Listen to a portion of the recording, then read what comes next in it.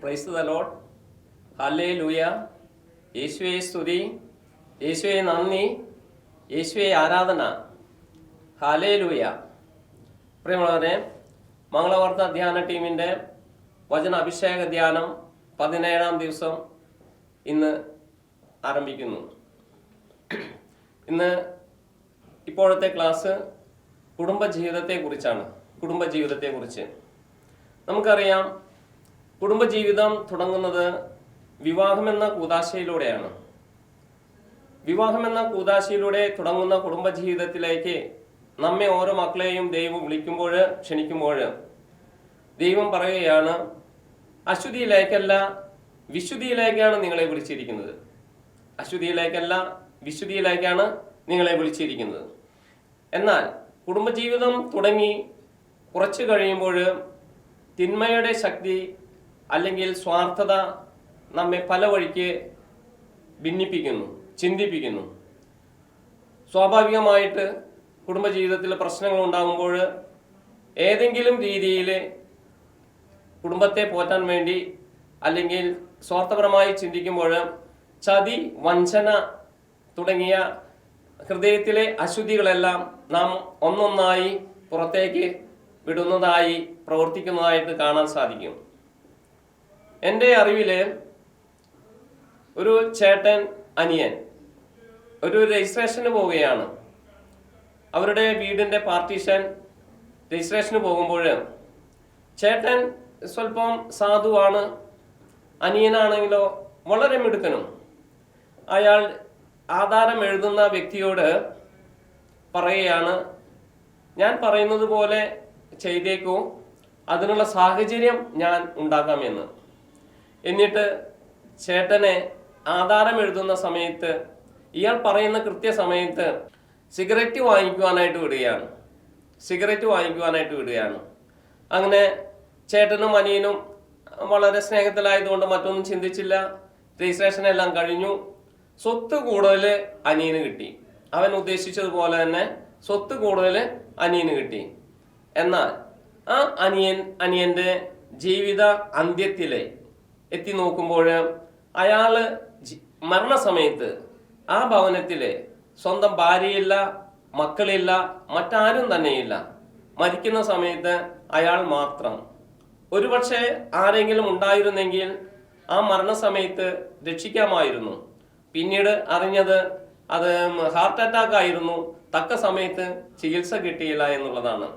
അപ്പോൾ പ്രഭാഷകന്റെ പുസ്തകത്തിൽ പറയുകയാണ്, നിങ്ങളുടെ ജീവിത അന്ത്യത്തെ ഓർത്ത് ജീവിച്ചിരിക്കുമ്പോൾ നിങ്ങൾ നന്മ ചെയ്യുക, മറ്റുള്ളവരോട് ക്ഷമിക്കുക, സ്നേഹിക്കുക, ദയ കാണിക്കുക, തെറ്റുകൾ ചെയ്യാതിരിക്കുക.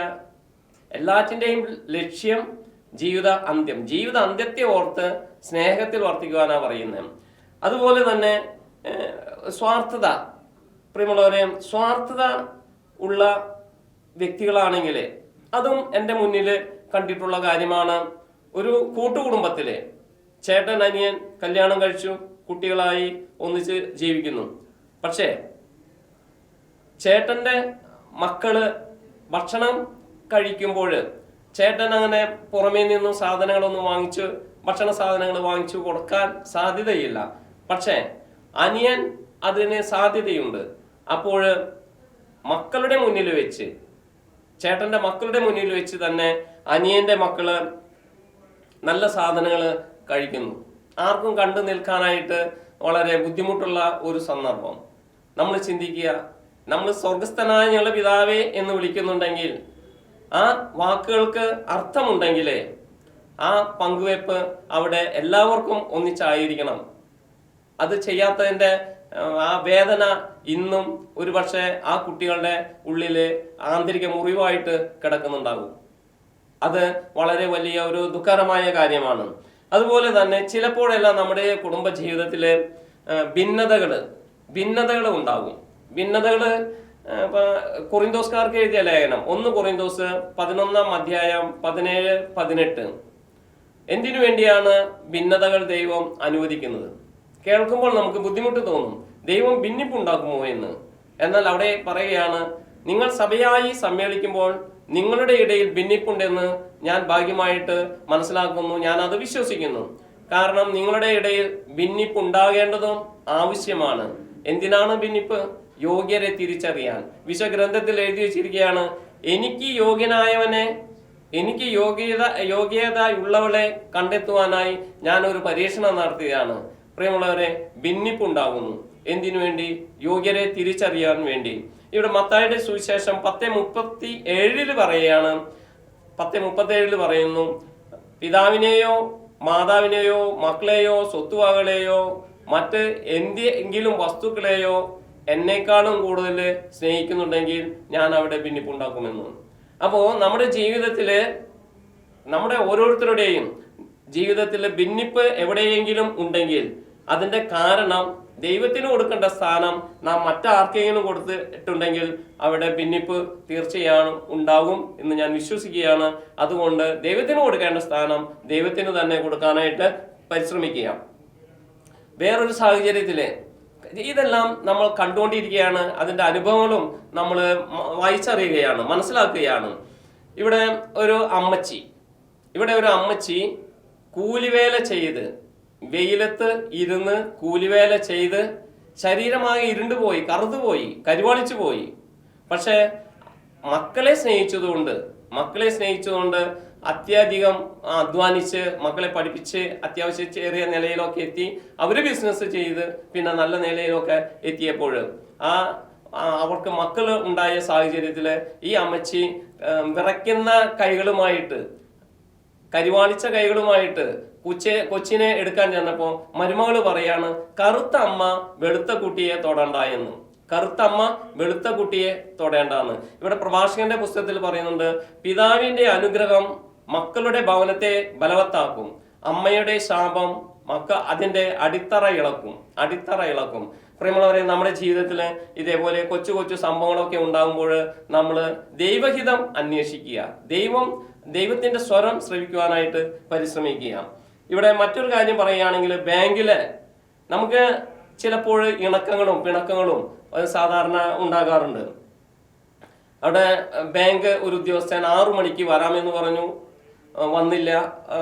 കൂടുതൽ ഓവർ ഡ്യൂട്ടി ആയതുകൊണ്ട് സമയം വൈകി. 6 മണിക്ക് വന്നില്ല, 7 മണിക്ക് വന്നില്ല, 8 മണിക്ക് വന്നില്ല.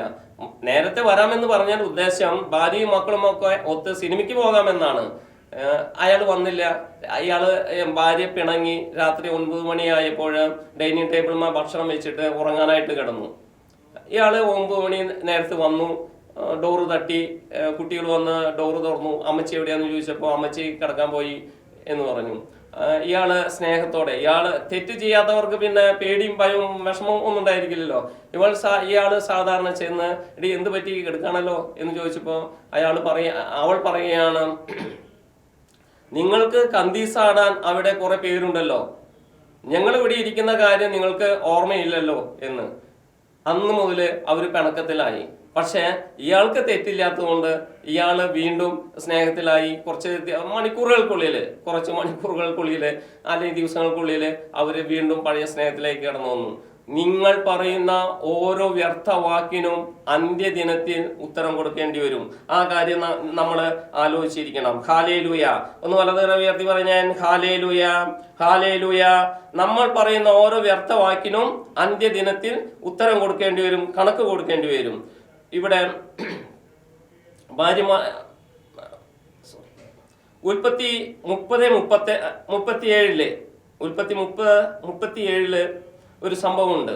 നമ്മുടെ കുടുംബങ്ങളിൽ പ്രശ്നം ഉണ്ടാകുന്നത് എന്തുകൊണ്ടാണ്? നമ്മുടെ കുടുംബങ്ങളിൽ പ്രശ്നം ഉണ്ടാകുന്നതിന്റെ കാരണം ഞാൻ എന്നിലേക്ക് തന്നെ തിരിഞ്ഞു നോക്കിയാൽ കണ്ടെത്താനായിട്ട് സാധിക്കും. 30:37 ഇതാണ് പറയുന്നത്. ഉൽപ്പത്തി, ലാബാനും യാക്കോബും തമ്മിലുള്ള ഒരു എഗ്രിമെന്റ് ആണ്.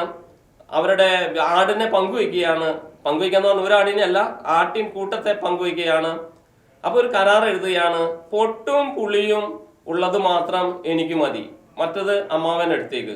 പൊട്ടും പുള്ളിയും ഉള്ളത് മാത്രം എനിക്ക് മതി എന്നൊരു കരാറാണ്. എന്നിട്ട് യാക്കോബ് എന്ത് ചെയ്തു? ആട്ടിൻ കൂട്ടം വെള്ളം കുടിക്കാൻ വരുന്ന സമയത്ത് ബദാമിന്റെ ചില്ല അതായത് അഴിഞ്ഞിലിന്റെ ചില്ല, ഈ കൊമ്പുകൾ, അതിൽ നിന്നൊക്കെ ഇടവിട്ട് തൊലി കളഞ്ഞ് വെള്ള കളറ് ഉണ്ടാക്കി. അപ്പൊ ഏകദേശം ഒരു കറുപ്പും വെളുപ്പും ഉള്ള ഒരു രീതിയിലുള്ള കമ്പുകൾ കുറെ ശേഖരിച്ച് വെള്ളം കുടിക്കുന്ന പാത്തിയുടെ മുന്നിൽ ഇങ്ങനെ കുത്തി നിർത്തി. ആ കുത്തി നിർത്തിയിട്ട് ശേഷം കുത്തി നിർത്തിയപ്പോൾ ആട് വെള്ളം കുടിക്കാൻ വരുമ്പോൾ ഇണ ചേരുകയാണ്. പ്രിയമുള്ളവരെ, ആ സമയത്ത് ഈ കമ്പ് നോക്കി ഇണ ചേർന്ന ആട് പ്രസവിക്കുന്നത് മുഴുവനും പൊട്ടും പുള്ളിയുള്ള കുട്ടികൾ. ഈ സാഹചര്യത്തിൽ നിന്ന് ഒന്ന് മനസ്സിലാക്കാൻ, ഒന്ന് പഠിക്കാൻ നമുക്ക് സാധിക്കുന്നതാണ്. കാരണം ഈ ഇണ ചേരുന്ന സമയത്ത് കണ്ട കാര്യങ്ങൾ അവരുടെ ജീവിതത്തിലേക്ക്, കുഞ്ഞുങ്ങളുടെ ജീവിതത്തിലേക്ക് ദൈവം അനുവദിച്ചെങ്കിൽ നമ്മൾ കുഞ്ഞുങ്ങൾക്ക് ജന്മം നൽകുമ്പോൾ നമ്മുടെ എല്ലാ സ്വഭാവ വിശേഷതകളും ഈ കുഞ്ഞുങ്ങൾക്ക് കിട്ടും. ഒരുപക്ഷെ കുഞ്ഞാണ് എൻ്റെ വീടിന് ബുദ്ധിമുട്ടുണ്ടാക്കുന്നത്, പ്രശ്നമുണ്ടാക്കുന്നതെങ്കിൽ അതിൻ്റെ ഉത്തരവാദി ഒരുപക്ഷെ ഞാനായിരിക്കാം. നമ്മൾ നമ്മുടെ ജീവിതത്തിലേക്ക് ഒന്ന് തിരിഞ്ഞു നോക്കുക. ജോഷ്യ 3:5 പറയാണ്, നീ നിന്നെ തന്നെ വിശുദ്ധീകരിക്കുകയാണെങ്കിൽ നാളെ നിങ്ങളുടെ ജീവിതത്തിൽ അത്ഭുതങ്ങൾ നടക്കും. അതുകൊണ്ട് എൻ്റെ കുടുംബത്തിൻ്റെ അധോഗതി എന്താണ്, ഞാനാണോ എന്ന് ഒരു ആത്മശോധന ചെയ്യുന്നത് നല്ലതായിരിക്കും. ഏതെങ്കിലും തെറ്റുകളുണ്ടെങ്കിൽ അത് വിശുദ്ധീകരിക്കുവാനായിട്ട്, പരിശുദ്ധാത്മാവ് നിറയുവാനായിട്ട് നാം പ്രാർത്ഥിച്ചുകൊണ്ടിരിക്കുകയാണ്. വെളിപാട് 3:20 എങ്ങനെയാണ് ദൈവം നമ്മുടെ ഇടയിൽ നമ്മുടെ കുടുംബത്തെ നവീകരിക്കുകയും വിശുദ്ധീകരിക്കുകയും പ്രശസ്തി നമുക്ക് നൽകുകയും ചെയ്യുക. വെളിപാട് 3:20 പറയാണ്, ഇതാ ഞാൻ വാതിലിൽ മുട്ടുന്നു, ആരെങ്കിലും ഹൃദയം വാതിൽ തുറന്ന് തന്നാൽ ഞാൻ അവനോടൊത്ത് ഭക്ഷിക്കും. എൻ്റെ സ്വരം കേട്ട് ആരെങ്കിലും വാതിൽ തുറന്നു തന്നാൽ, അവിടെ ഇമ്പോർട്ടൻ്റ് ആയിട്ടുള്ളത് എൻ്റെ സ്വരമാണ്. എൻ്റെ സ്വരം അത് വളരെ ഇമ്പോർട്ടൻ്റ് ആണ്.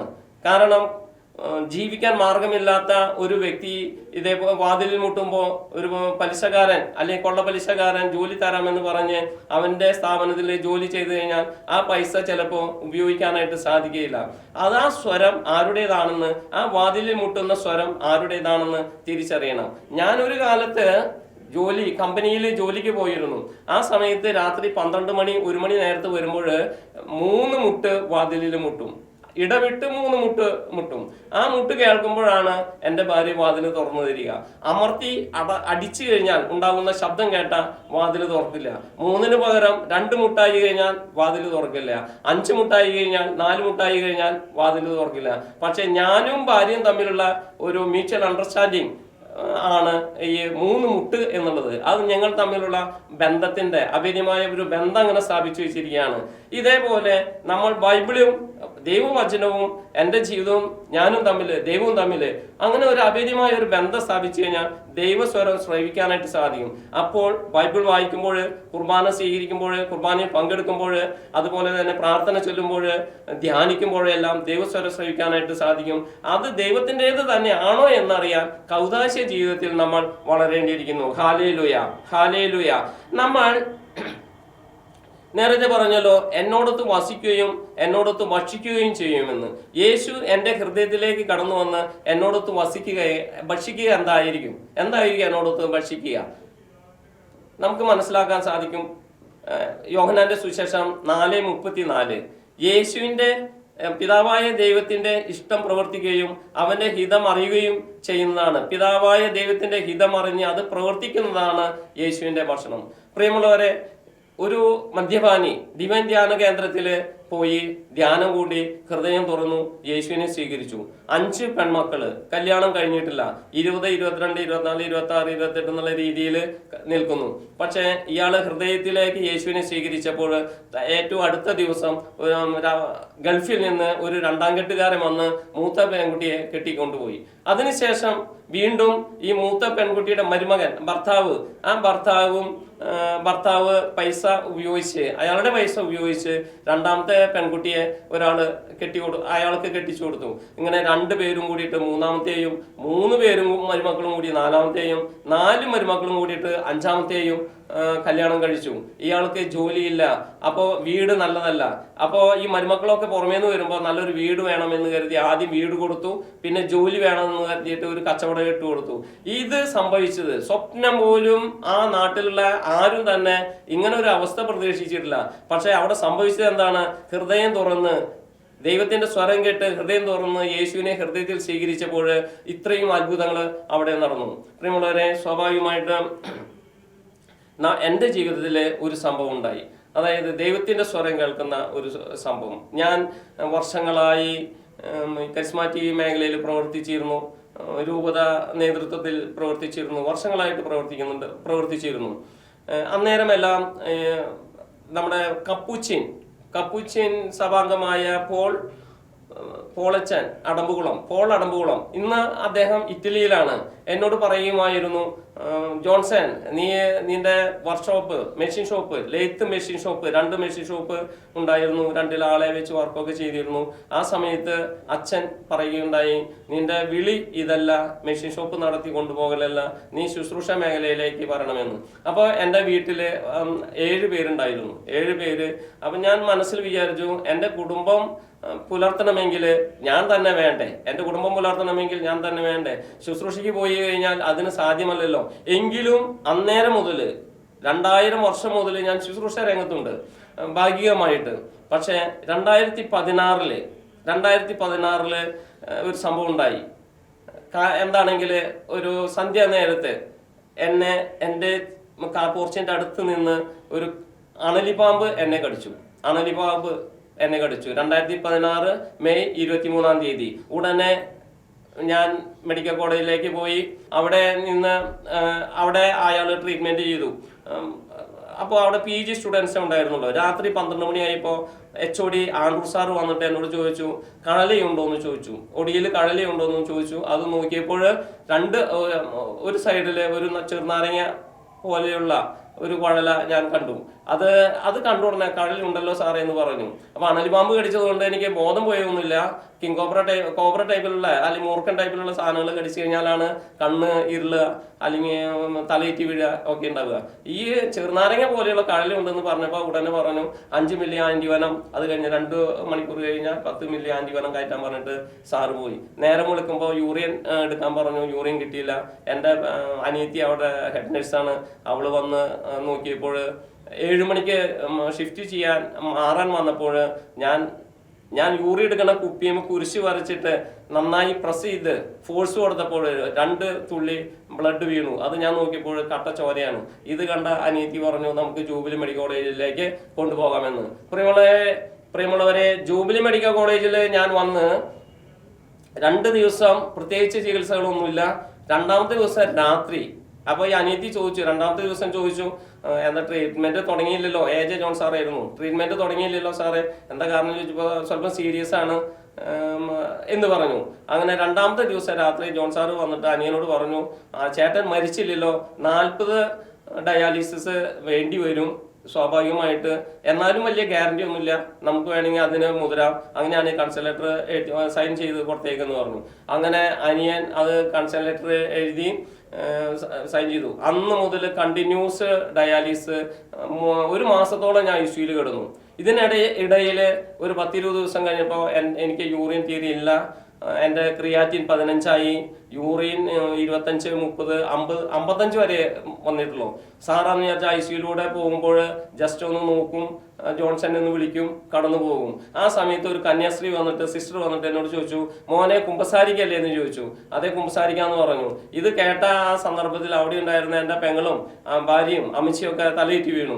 കാരണം കുമ്പസാരത്തിനല്ലല്ലോ ആലോചിക്കുന്നത്, രോഗിലേപനത്തിനുള്ള കുമ്പസാരത്തിനല്ലേ. അപ്പൊ അവരൊക്കെ തലയിറ്റി വീണു. എങ്കിലും ഞാൻ ഒരു കാറ്റഗിസ് അധ്യാപകനായതുകൊണ്ട് കൂദാശകളുടെ ഫലം എനിക്കറിയാവുന്നതുകൊണ്ട് ഞാൻ കുമ്പസാരിച്ചു, കുർബാന സ്വീകരിച്ചു. രാത്രി 12 മണിക്ക് ഞാൻ പ്രാർത്ഥിക്കുകയാണ്.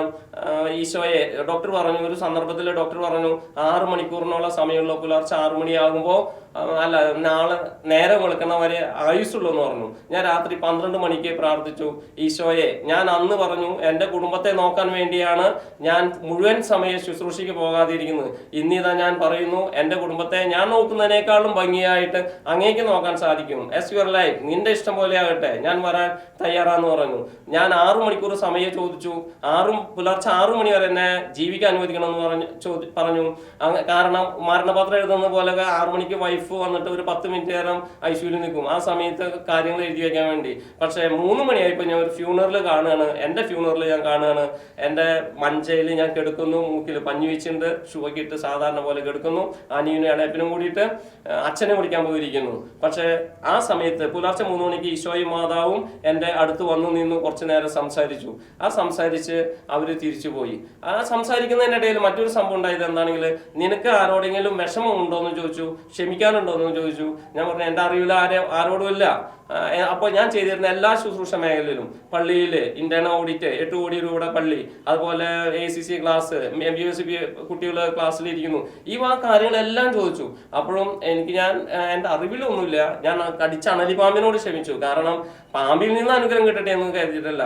എന്നെ മരണത്തിലേക്ക് നയിച്ച അണലിയോട് ക്ഷമിച്ചു കഴിഞ്ഞാൽ പിന്നെ ലോകത്തെ ആരോടെങ്കിലും ക്ഷമിക്കാനുണ്ടാവും. ആ അർത്ഥത്തിൽ അണലിയോട് പോലും ക്ഷമിച്ചു. അങ്ങനെ ഇരിക്കുമ്പോൾ അവിടെ ഈശോ പറയാണ്, കുറച്ച് വർഷങ്ങൾക്ക് മുമ്പ് സ്റ്റാഫ് മീറ്റിംഗ് കൂടിയപ്പോൾ 4 ഫീമെയിൽ ടീച്ചേഴ്സ് ഒരുമിച്ച് ലീവ് എടുത്തു. അപ്പോൾ നീ ആ സ്റ്റാഫ് മീറ്റിംഗിൽ വെച്ച് പറഞ്ഞു, നിങ്ങൾ ഒരുമിച്ച് ലീവ് എടുക്കരുത്, അഥവാ എടുക്കുകയാണെങ്കിൽ എന്നെ അറിയിക്കുക, അല്ലെങ്കിൽ എൻ്റെ ഓഫീസിൽ അറിയിക്കുക, KTC ഓഫീസിൽ അറിയിക്കുക. അപ്പോൾ സബ്സ്റ്റിറ്റ്യൂട്ടിനെ വിട്ട് ക്ലാസ് ഡീൽ ചെയ്യായിരുന്നു. ഇതിപ്പോൾ 4 ക്ലാസ്സിൽ കുട്ടികൾ ബഹളം ഉണ്ടാക്കി, അതൊന്ന് ശ്രദ്ധിക്കണം എന്ന് പറഞ്ഞു. ഞാൻ മരണാസന്നനായി കിടക്കുന്ന സമയത്ത് ഈശോ വിസിറ്റ് ചെയ്ത് പറഞ്ഞത്, വർഷങ്ങൾക്ക് മുമ്പ് പറഞ്ഞ ഈ വിഷയത്തിലൂടെ അവർക്ക് അവരുടെ മനസ്സിൽ വിഷമമുണ്ട്, അത് നീ അവരോട് ക്ഷമിക്കുക, അപ്പൊ നിനക്ക് രോഗസൗഖ്യം ലഭിക്കുമെന്നുള്ള ആ വലിയ അറിവ് കിട്ടിയപ്പോൾ, സന്ദേശം എനിക്ക് കിട്ടിയപ്പോൾ, ഞാൻ ആ ബെഡിൽ കിടന്ന് അവരോട് ക്ഷമിച്ചു. എല്ലാ കാര്യങ്ങളും ഓർത്ത് അവരോട് ക്ഷമിച്ചു. ഞാൻ പറഞ്ഞു, ഞാൻ നോക്കുന്നതിനേക്കാളും സുന്ദരമായിട്ട് നീ നോക്കാം, ഞാൻ അങ്ങോട്ട് വരാം എന്ന് പറഞ്ഞു. വീണ്ടും പറഞ്ഞു. അപ്പോൾ എന്നിട്ടൊരു 5:45 ഞാൻ 6 മണിയാണ് എൻ്റെ ടൈം. 6 മണിയായി ഞാൻ മരിക്കും. ഞാൻ എൻ്റെ ഓഫീസിൽ ചെല്ലുന്നത് കണ്ടു. ഞാൻ പിന്നെ എന്താ പറയുന്ന 11 നടത്തുന്നത്, 11 ഒരു ചടങ്ങൊക്കെ ഉണ്ടല്ലോ, 11:41 ഉണ്ടല്ലോ, അതൊക്കെ ഞാൻ കണ്ടു. എന്തായാലും ഒരു 5-6 മാസം കൊണ്ട് ജോൺസനെ കുറിച്ച് ആരെങ്കിലും എന്തെങ്കിലുമൊക്കെ പറയും.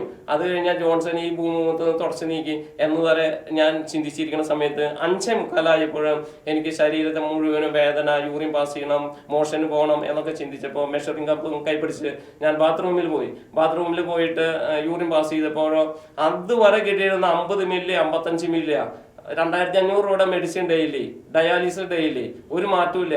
ഈ വിസിറ്റിംഗ് കഴിഞ്ഞ അന്ന് പുലർച്ചയ്ക്ക് ഈ 5:45 ഞാൻ യൂറിൻ പാസ് ചെയ്തപ്പോൾ 55 മില്ലിയുള്ളത് 300 പിന്നെ 600 1500 2000 അങ്ങനെ എനിക്കൊരു പുതിയൊരു ജീവിതം തമ്പുരാൻ തന്ന്, രോഗശാന്തി തന്ന്, 2ാം ജന്മം നൽകിക്കൊണ്ടാണ് ഞാൻ ഈ നിമിഷങ്ങളിൽ ഇവിടെ നിൽക്കുന്നത്. പ്രിയമുള്ളവരെ, എനിക്ക് ഒരു കാര്യം മനസ്സിലായി.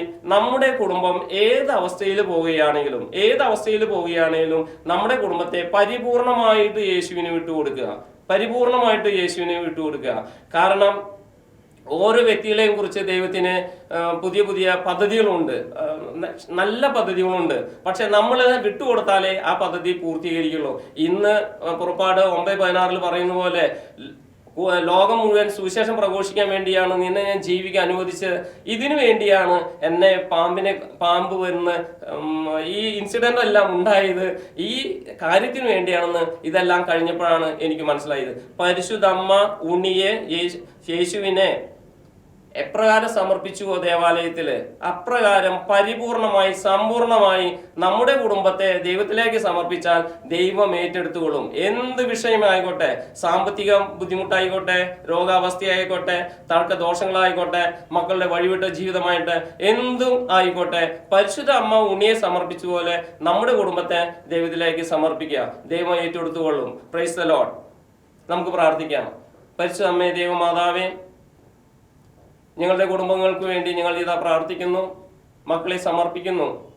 യേശുവേ, അങ്ങ് സക്കേവൂസിന്റെ ഭവനത്തിലേക്ക് കടന്നു ചെന്നതുപോലെ, പാപിനിയായ സ്ത്രീയെ തേടി കിണറ്റിൻകരയിലേക്ക് ചെന്നതുപോലെ, എമ്മാവൂസിലേക്ക് പോയ ശിഷ്യന്മാരുടെ കൂടെ നടന്നതുപോലെ, ഞങ്ങളുടെ കൂടെ, ഞങ്ങളുടെ മക്കളുടെ കൂടെ, ഞങ്ങൾ ആർക്കെല്ലാം വേണ്ടി പ്രാർത്ഥിക്കുന്നു അവരുടെ കൂടെ അങ്ങ് നടക്കുകയും അവർക്ക് വേണ്ട എല്ലാ കൃപാവരങ്ങളും നൽകി അനുഗ്രഹിക്കുകയും ചെയ്യണമെന്ന് താഴ്മയോടെ ഞങ്ങൾ പ്രാർത്ഥിക്കുന്നു. Praise the Lord.